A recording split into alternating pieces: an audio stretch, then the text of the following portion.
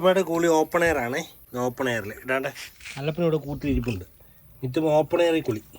കൊച്ചോ മിത്തുമ്പോ കുച്ചിട്ട് വേണം എനിക്ക് വല്ലതും കഴിക്കാൻ. കൊച്ചോ ഓപ്പൺ എയർ കുളി സൂപ്പറാ.